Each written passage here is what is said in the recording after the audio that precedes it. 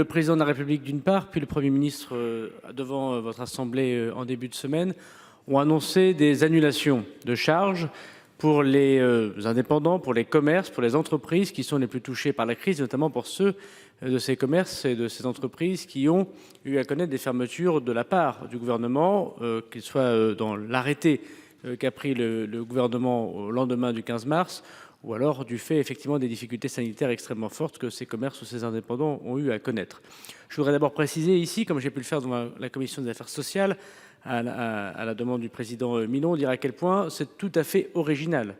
Dans l'histoire de la protection sociale, il n'y a jamais eu d'annulation de charges pour des secteurs. Il y en a eu sur des zones territoriales, ça a été le cas de Saint-Martin au moment de l'Irma. Parfois le Parlement décide de le faire lui-même, sur les ZRR par exemple, mais jamais par secteur. Qu'allons-nous faire? Une annulation totale de charges entre le 15 mars et le 15 juin pour l'ensemble du secteur hôtellerie, restauration, tourisme, arts et spectacles, culture, sport, pour toutes les entreprises de moins de 250 salariés. Et puis une annulation pour tout secteur confondu, pour toute entreprise de moins de 10 salariés qui ont dû fermer. Pour prendre l'exemple des coiffeurs, évidemment, que chacun connaît, et sans doute que tout le monde espère désormais la réouverture.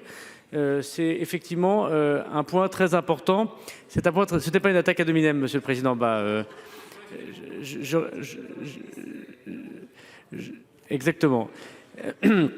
C'était tout à fait personnel aussi comme réflexion. Je voulais dire à Monsieur le sénateur Bargeton que tous ces commerces qui ont été obligés de fermer, tous ces indépendants, en plus évidemment de ce que vous avez évoqué sur les indépendants, et je voudrais ici dire qu'il y a 660 000 indépendants qui, pour le compte du mois d'avril, ont demandé l'aide, c'est-à-dire au bout de 6 jours, plus de la moitié de ce qui a été demandé au mois de mars. On voit bien, la demande est extrêmement forte. Effectivement, ces annulations de charges seront complètes.